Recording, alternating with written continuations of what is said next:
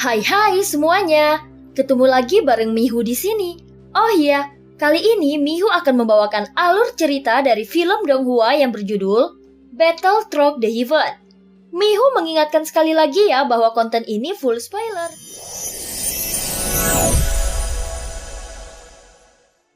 Melanjutkan dari kisah sebelumnya. Sebelumnya Avatar Chimi terus memprovokasi Wanji dan mengatakan bahwa ini hanyalah ilusi. Dan dia sebenarnya sudah lama mati. Tentu saja hal ini menyebabkan Wanji menjadi sangat murka, sehingga dia memutuskan untuk membunuh Avatar Chimi. Namun tiba-tiba Xiaoyan muncul di hadapannya dan memblokir serangannya, sehingga membuat Wanji sangat terkejut karena sebelumnya dia berpikir telah membunuh Xiaoyan. Apa?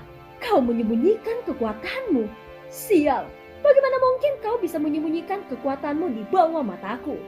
Ucap Wanji berkata dengan ekspresi keterkejutan di matanya. Dia segera memuntahkan seteguk darah dan menyeka darah dari sudut mulutnya. Kemudian dia melihat Xiaoyan dengan dingin. Setelah menstabilkan tubuhnya, noda darah di wajahnya pun mulai menghilang. Seolah-olah tidak ada luka apapun di tubuhnya. Pada saat mata Xiaoyan sedikit menyipit, dia sudah mempunyai gambaran bagus tentang sejauh mana serangan sebelumnya. Walaupun demikian, faktanya tubuh Wanji tidak mengalami cedera apapun dan masih tampak utuh. Apa sebenarnya keabadian para dewa itu?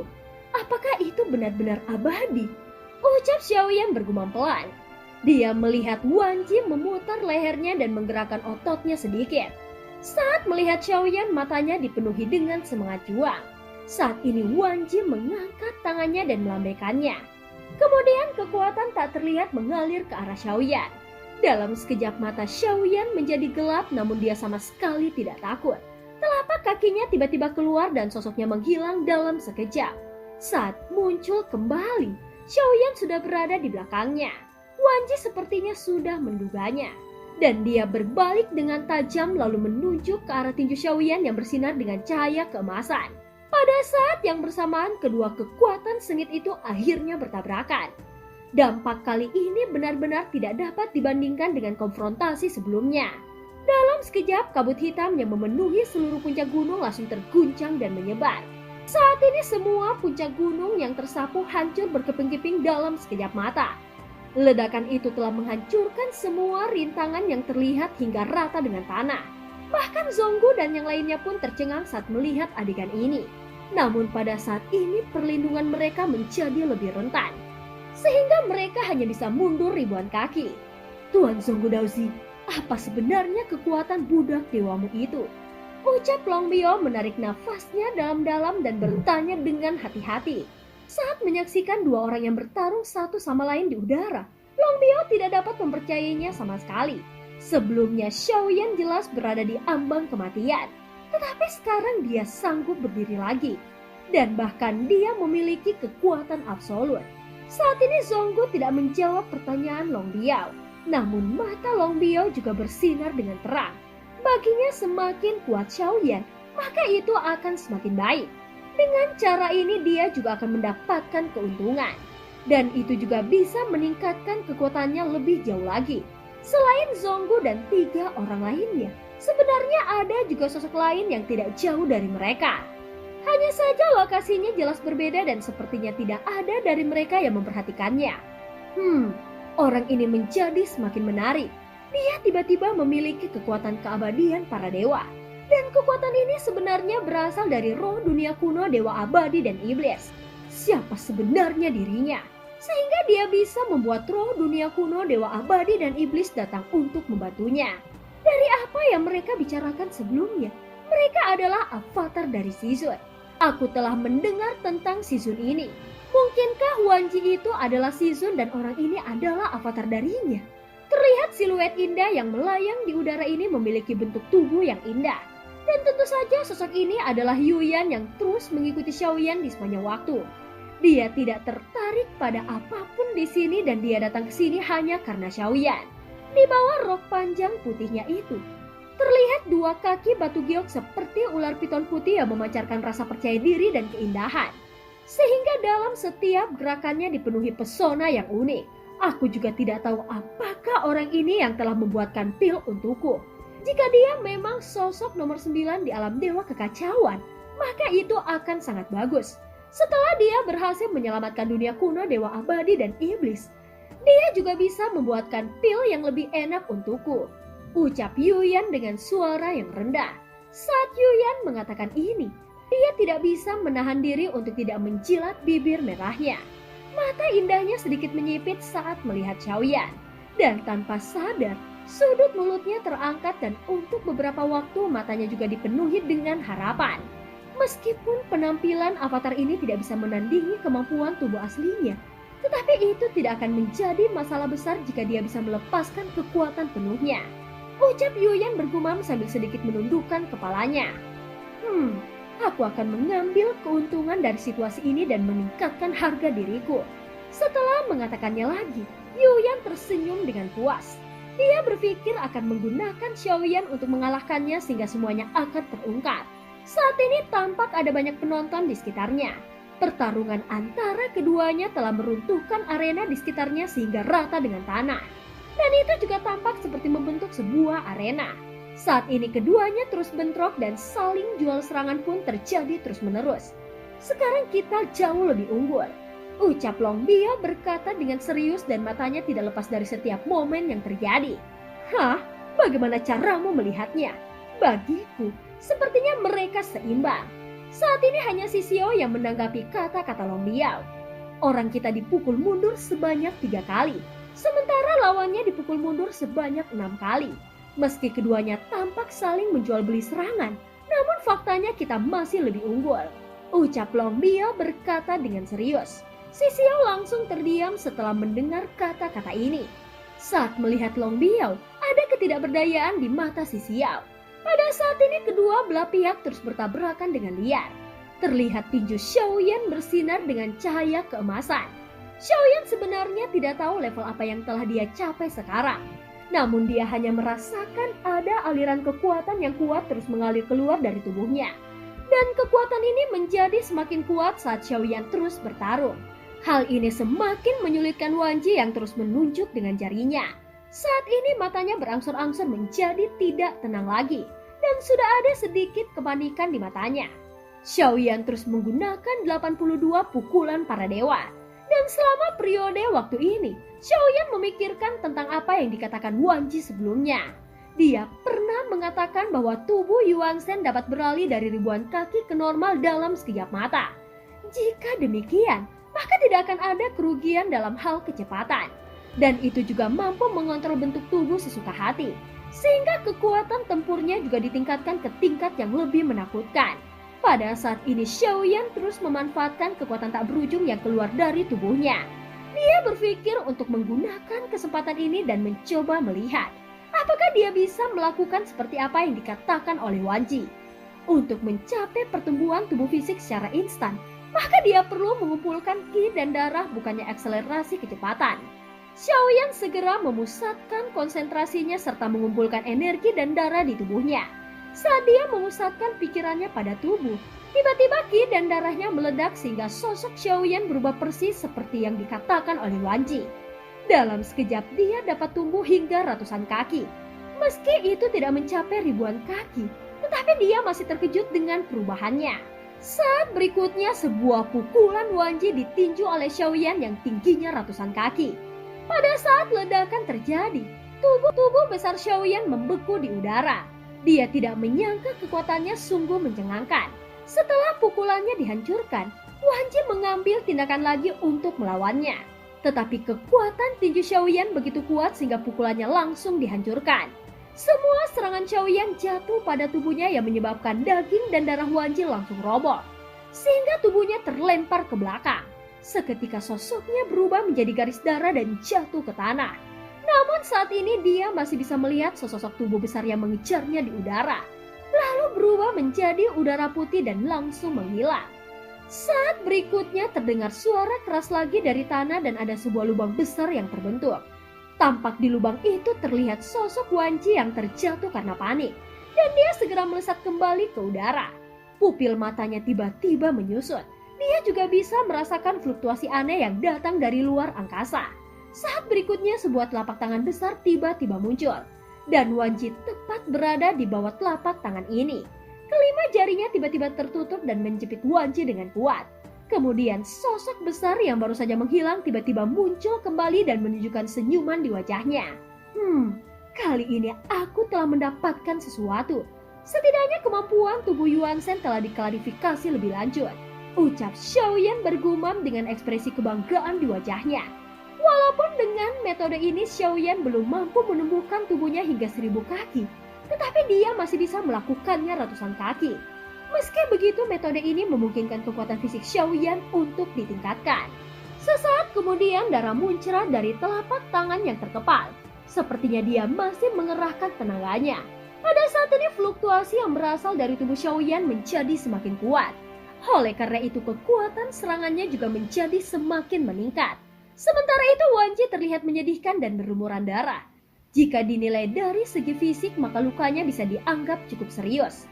Meski begitu saat Xiaoyan melepaskan telapak tangannya lagi, tubuh Wanji bergetar dan dia menembak mundur dengan kecepatan yang sangat cepat. Matanya menunjukkan ketakutan sehingga dia berubah menjadi pelangi panjang dan terbang langsung ke langit. Dikarenakan adanya batasan di sana, dia berpikir bahwa Xiaoyan tidak akan bisa menerobosnya. Pada saat ini sosok besar Xiaoyan kembali menjadi normal.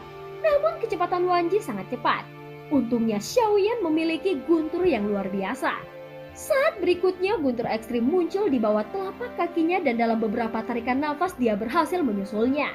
Wanji menyadari sesuatu dan tiba-tiba menoleh ke belakang. Saat melihat Xiaoyan dia segera mengatupkan giginya dan menyerangnya dengan satu jarinya. Tinju Xiaoyan langsung memblokirnya dan serangan jarinya meledak dalam sekejap. Saat ini dia tidak pernah menyangka Xiaoyan akan menjadi sekuat ini. Sekarang dia hanya bisa mencoba yang terbaik untuk melihat apakah dia bisa menghentikan Xiaoyan dan terus menyerangnya dengan jari-jarinya. Kenapa sekarang kau melarikan diri? Suara Xiaoyan meledak di belakang Wanji. Tinju yang seperti gunung itu meraung dengan suara gemuruh. Sementara jari Wanji hanya menyebabkan tinju Xiaoyan sedikit terhenti. Meski pukulan Xiaoyan terus melesat ke arahnya, namun Wanji tetap ingin melarikan diri. Saat ini cahaya menyala di mata Xiaoyan dan Wanji juga hanya bisa merasakan ada cahaya terang di depan matanya. Kemudian cahaya terang di sekitarnya datang ke arahnya untuk menelannya. Setelah itu Wanji tidak tahu apa-apa lagi. Sekarang perasaannya bercampur aduk, ada perasaan bingung dan ketakutan. Namun dia terus berjuang melarikan diri. Dia belum pernah merasakan perasaan krisis yang begitu kuat seperti sekarang. Saat Xiaoyan membuka matanya, itu berubah menjadi nyala api kemudian langsung membumbung ke langit. Saat ini Wanji tidak bisa merasakan lagi tubuhnya. Dan semuanya seperti dicabik-cabik oleh api milik Xiaoyan. Saat ini aku tidak tahu cara membunuh dewa abadi. Gumam Xiaoyan dengan pelan. Saat ini tubuh Wanji yang hancur berkeping-keping diseret ke telapak tangan raksasanya. Dia menggunakan telapak tangannya sebagai tungku untuk menyempurnakan tubuh Wanji dengan apinya. Walaupun keabadian kaisar juga abadi, itu masih dapat dibunuh. Namun bagaimana dengan keabadian para dewa? Faktanya Xiaoyan tidak mengetahuinya. Jadi sekarang dia ingin mencobanya pada Wanji. Dengan cara ini, mungkin dia dapat lebih memahami tentang keabadian para dewa. Dan mengetahui cara membunuh keabadian para dewa. Pada saat ini jantung api memancar dari tangan Xiaoyan. Dan kekuatannya menjadi lebih dahsyat dari biasanya. Nyala apinya seperti mampu melelehkan seluruh dunia. Itu mengeluarkan suhu yang sangat panas dan mencakup ribuan mil di sekitarnya. Terlihat sepertinya tempat ini akan berubah menjadi gunung api dalam sekejap mata. Jika nyala api di telapak tangan Xiaoyan dilihat dari jauh, maka itu tampak seperti matahari. Namun tubuh Wanji yang berada di bawah suhu yang sangat tinggi masih belum meleleh sepenuhnya. Sehingga Xiaoyan meningkatkan kekuatan apinya lagi. Dalam nyala api ini, tubuh Wanji akhirnya meleleh seluruhnya. Namun Xiaoyan masih khawatir, sehingga dia terus menyalakan api dalam waktu yang lama. Sebelum api milik Xiaoyan padam, tidak ada satupun bagian tubuh Wanji yang selamat. Akhirnya semuanya berubah menjadi abu. Di telapak tangan Xiaoyan tidak ada jejak Wanji lagi. Dan hanya tersisa bayangan bayi dewa berwarna emas yang seukuran telapak tangan. Pada saat ini bayi dewa itu tertidur lelap dan sama sekali tidak punya niat untuk melarikan diri. Sepertinya dia sudah kehilangan kesadarannya sepenuhnya. Kemudian Xiaoyan menggendong bayi dewa dengan telapak tangannya, dan itu memancarkan aliran fluktuasi yang stabil. Hal ini sebenarnya menimbulkan perasaan yang sangat nyaman. Xiaoyan kemudian mencoba untuk melihat apakah dia benar-benar telah sepenuhnya mengalahkannya. Di bawah pengaruh kekuatan jiwanya, Xiaoyan sama sekali tidak bisa menyentuhnya. Tepatnya dia tidak bisa merasakan keberadaannya. Bayi dewa itu seperti bayangan, dan serangan apapun akan berpengaruh padanya. Apakah ini yang dimaksud keabadian para dewa? Melihat bayi dewa di tangannya, Xiaoyan sedikit menyipitkan matanya. Selama bayi emas ini tidak dapat dihilangkan, maka memang mungkin untuk mencapai keabadian. Jika jiwanya tidak mati, maka tubuh dapat dibentuk kembali. Segera Xiaoyan mencoba memasukkannya ke dalam bendera penekan jiwa. Saat Xiaoyan melambaikan telapak tangannya, itu sama sekali tidak bisa menyerap bayi dewa ke dalamnya. Hal ini membuat Xiaoyan mengerutkan keningnya, karena baik kekuatan jiwa maupun bendera penekan jiwa sama sekali tidak dapat menyentuhnya. Apakah keabadian para dewa benar-benar dapat mencapai keabadian yang abadi? Hidup dan matinya berada di luar hukum dunia. Apakah itu menjadi eksistensi yang tidak dapat pernah bisa dibunuh? Ucap Xiaoyan menatap bayi dewa di depannya dan menunjukkan ekspresi keraguan di wajahnya. Pada saat ini bayi dewa emas Wanji melayang di udara. Xiaoyan tidak bisa menghilangkannya dan dia juga tidak bisa mengambilnya. Sepertinya itu akan bertahan di udara selamanya. Namun tiba-tiba tepat di sebelah bayi dewa ini ada bola cahaya yang perlahan muncul. Tentu saja Xiaoyan mengenali bola cahaya ini. Saat dia membunuh Ye Chuan, penguasa istana Yin sebelumnya, bola cahaya seperti itu juga muncul. Dan itu dapat diserap oleh tatanan kuno dewa abadi dan iblis. Melihat bola cahaya ini, Xiaoyan segera memanggil Zonggu yang berada jauh darinya. Bagaimanapun Zonggu dan tiga lainnya tidak nyaman dengan panasnya api milik Xiaoyan sebelumnya, sehingga mereka terus menjaga jarak yang aman. Sesaat kemudian Zonggu di dekat Xiaoyan dan segera mengeluarkan segel tatanan kuno dewa abadi dan iblis. Kali ini Xiaoyan mempercayakan seluruh prosesnya kepada Zonggu. Segera bola cahaya tampak mengalir ke tatanan kuno dewa abadi dan iblis. Meskipun jejak pada tatanan kuno dewa abadi dan iblis ini tidak bertambah, namun tampilannya telah berubah. Sekarang tatanan kuno dewa abadi dan iblis ini sepertinya memiliki beberapa sudut yang bulat. Dan tampilannya pun berubah lebih lengkap dari sebelumnya. Pada saat ini Xiaoyan memandang tatanan kuno dewa abadi dan iblis. Terlihat ada kilauan di matanya. Walaupun dia tidak mengatakan sepatah kata pun, namun dia bisa memahami bahwa tatanan kuno dewa abadi dan iblis ini belum lengkap. Xiaoyan tiba-tiba mengerti bahwa mereka harus melengkapi tatanan kuno dewa abadi dan iblis. Jika diperlihatkan lebih teliti, sebenarnya tatanan kuno dewa abadi dan iblis ini berbentuk lingkaran. Dan sekarang sudah berbentuk seperlima. Saat ini mata Xiaoyan tidak tertuju pada bayi emas dewa Wanji. Sebaliknya pandangannya menyebar ke segala arah. Tuan, apakah kau mencariku? Saat Xiaoyan melakukannya, sesosok tubuh langsung bergegas dari kejauhan dan melihat Xiaoyan dengan senyuman di wajahnya. Sebaliknya Xiaoyan bahkan tidak pernah meliriknya. Dan sosok itu adalah avatar Cimi. Segera tubuh Xiaoyan bergerak menghilang ke udara tipis lalu muncul lagi. Terlihat sesosok tubuh dibawa oleh Xiaoyan di tangannya. Dan sosok inilah Raja Iblis Fei Hong, sang penguasa Istana Zi. Dibandingkan dengan membunuh Wanji, Xiaoyan sebenarnya lebih tertarik pada Raja Iblis Fei Hong. Bagaimanapun target pertama Xiaoyan adalah Fei Hong. Namun yang membuat Xiaoyan bingung adalah keaslian tempat ini. Pertarungan ini sangat nyata. Namun dia sebenarnya tidak mampu menyentuh dan merasakan tempat ini. Dia juga tidak bisa mengambil sesuatu yang dari sini. Jadi meskipun Xiaoyan mendapatkan kendali atas Raja Iblis Fei Hong, namun tidak ada cara untuk membawanya keluar dari dunia ini. Setidaknya itulah yang ada di dalam pikiran Xiaoyan saat ini. Cimi, apakah dunia ini benar atau hanya ilusi? Ucap Xiaoyan segera berbalik dengan senyuman minta maaf di wajahnya. Bagaimanapun avatar Cimilah yang telah menyelamatkannya di saat kritis. Dunia hebat ini sudah lama musnah. Dalam ingatanku, tempat ini sudah menjadi dunia hebat sejak dulu kala. Sederhananya kita semua berada di dunia masa lalu yang luas. Faktanya dunia ini sudah lama menghilang. Jadi inilah letak kebohongannya. Ucap avatar Cimi dengan suara yang dalam.